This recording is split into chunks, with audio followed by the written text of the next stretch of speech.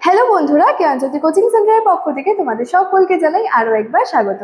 আজকের ক্লাসে তোমাদের সঙ্গে যে বিষয়টি নিয়ে আলোচনা করব সেটা হচ্ছে যে গ্রিসের কৃতদাস সমাজের বৈশিষ্ট্য। অর্থাৎ এই যে গ্রিসের আমরা যে কৃতদাস সমাজ দেখতে পাই, সেই কৃতদাস সমাজের বৈশিষ্ট্যগুলি কি কি রয়েছে সেই বিষয়টা নিয়ে কিন্তু আজকের এই ক্লাসে তোমাদের সঙ্গে আলোচনা করব। ঠিক আছে? আচ্ছা, তবে আজকের ক্লাসটি শুরু করার আগে তোমাদেরকে একটা ছোট্ট ইনফরমেশন দিয়ে রাখি। দেখো, তোমরা যারা যারা ভাবছো আমাদের সঙ্গে এই সেমিস্টারে অনলাইনে যুক্ত হবে, তারা কর্নারে দুটো নাম্বার দেখতে পাচ্ছ, 7076398606 এবং 6295916282। এই নাম্বার দুটি হলো আমাদের জ্ঞানজ্যোতি কোচিং সেন্টারের অফিসিয়াল হেল্পলাইন নাম্বার। তোমরা যারা যারা ভাবছো আমাদের সঙ্গে অনলাইনে যুক্ত হবে, নাম্বার দুটির মধ্যে কিন্তু যে কোনো একটি নাম্বারে যোগাযোগ করে আমাদের সঙ্গে যুক্ত হয়ে যেতে পারো। এছাড়াও তোমাদের কোর্স ফিটা সম্পর্কে একটু বলি।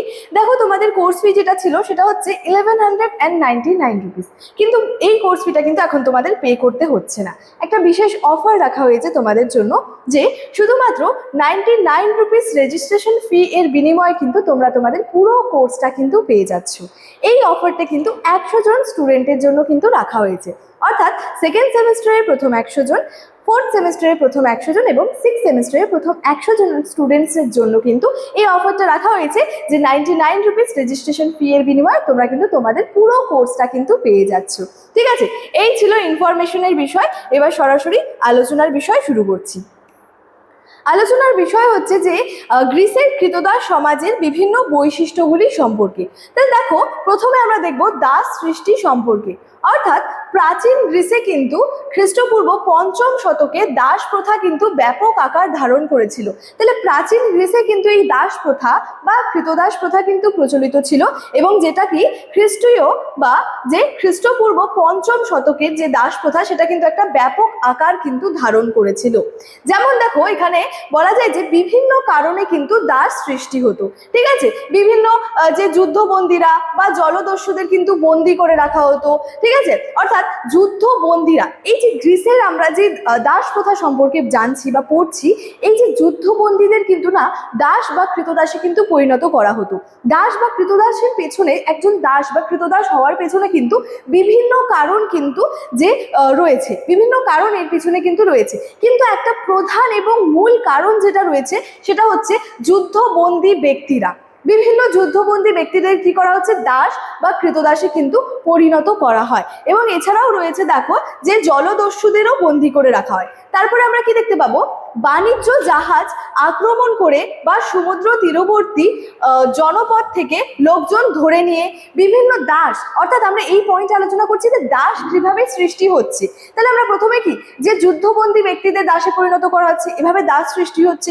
আরো কিন্তু বিভিন্ন কারণ কিন্তু লক্ষ্য করা যায়। তারপরে দেখো, বলেছে ঋণ পরিশোধে ব্যর্থ ব্যক্তি বা অপহৃত শিশুকে দাস হিসেবে বিক্রি করে। তাহলে দাস হিসেবে মানে এই যে দাসে পরিণত হচ্ছে বা দাস সৃষ্টি হচ্ছে, এই দাস সৃষ্টির পেছনে আমরা বিভিন্ন কারণ লক্ষ্য করতে পারি। যেমন যুদ্ধবন্দীদের আর কি দাসে পরিণত করা হচ্ছে, জলদস্যুদের বন্দি করে রাখা হচ্ছে, এভাবে তারপরে দাসে পরিণত হচ্ছে। তারপরে কোনো ব্যক্তি ঋণ নিয়েছে, সেই ঋণটা সে পরিশোধ করতে পারছে না, তার ফলে কি হচ্ছে, ঋণ পরিশোধে যখন সে ব্যর্থ হচ্ছে, তার ফলে কি হচ্ছে, সে দাসে পরিণত হচ্ছে। অভাবের তাড়নায় পিতা কর্তৃক কি করা হচ্ছে, শিশুকে দাস হিসেবে কিন্তু বিক্রি করে দিচ্ছে। তো এইভাবে কিন্তু দাস বা কৃতদাস কিন্তু সৃষ্টি হচ্ছে। ঠিক আছে, তারপরেও কি দেখা যাচ্ছে, দেখো এখানে বলেছে কখনো কখনো অভাবের তাড়নায় বা অর্থ লোভে কোনো পিতা তার সন্তানকে কি করছে, দাস হিসেবে কিন্তু বিক্রি করে তাকে কিন্তু দাসে পরিণত করা হতো। তাহলে এই যে দাস বা কৃতদাসে যে পরিণত হচ্ছে, এর পেছনে আমরা কি বিভিন্ন কারণ কিন্তু লক্ষ্য করতে পারছি। তারপরে দেখো, নেক্সট পয়েন্ট যেটা রয়েছে সেটা হচ্ছে দাস আমদানি। দাস আমদানি সম্পর্কে কি বলা হচ্ছে, চাহিদার তুলনায় যেখানে যুদ্ধবন্দী কৃতদাসদের সেখানে আর কি যুদ্ধবন্দী কৃতদাসদের সংখ্যা বেশ কম ছিল। অর্থাৎ যেমন চাহিদা ছিল, সেই তুলনায় কিন্তু সেখানে যতজন যুদ্ধবন্দী ছিল, সেই কৃতদাসের সংখ্যাটা কিন্তু খুবই কম ছিল। যার জন্য কি করা হতো, বাইরে থেকে কিন্তু কৃতদাস আনা হতো এবং এনে সেই চাহিদাটা কিন্তু পূরণ করার চেষ্টা করা হতো। তাহলে দাস আমদানি অর্থাৎ দাস কিনে আনা হতো। গ্রিসে যেই পরিমাণ আর কি এইখানে আর কি সেখানে যুদ্ধবন্দী মানে কৃতদাস চাহিদা যতটা ছিল, সেই পরিমাণে কিন্তু কৃতদাসের সংখ্যাটা ছিল না। যার জন্য কি করা হতো, বাইরে থেকে কিন্তু কৃতদাস এনে সেই চাহিদাটা পূরণ করা হতো। এবং মূলত এই যে গ্রিসের যে বেশিরভাগ দাস কিন্তু আমরা বলতে পারি যে বিদেশ থেকেই কিন্তু আসতো। ঠিক আছে। এইসব ছাড়াও কিন্তু এই কৃতদাস সমাজের কিন্তু আমরা বিভিন্ন বৈশিষ্ট্য পরিলক্ষ্য করতে পারি। যেমন দেখো এখানে কি বলা হচ্ছে, দাস বাজার। এবার আরেকটি অন্যতম বৈশিষ্ট্যের মধ্যে আমরা দেখতে পাবো দাস বাজার সম্পর্কে।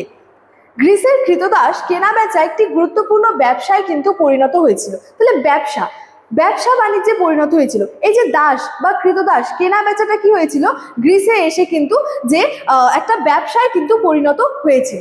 এবং দাস কেনা বেচার জন্য অধিকাংশ গ্রিক রাষ্ট্রেই কিন্তু দাস বাজার ছিল।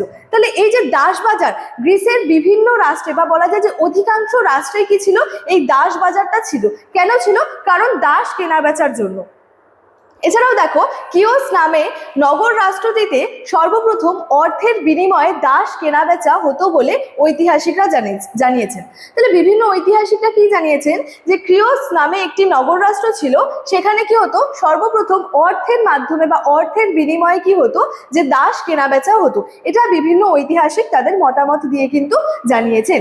এছাড়াও কি এরপর বলেছে দেখো, একে একে এথেন্স, এর সাথে সাথে কোরিন্থ, ডেলস, ইজিনা প্রভৃতি নগর রাষ্ট্রে কি হতো, যে দাস বাজার কিন্তু গড়ে ওঠে। তাহলে আমরা প্রথম দিকে কি লক্ষ্য করতে পারছি, এই যে প্রাচীন গ্রিস রয়েছে, সেই প্রাচীন গ্রিসে কি ছিল, কৃতদাস কেনাবেচাটা একটা কিন্তু ব্যবসায় পরিণত হয়েছিল।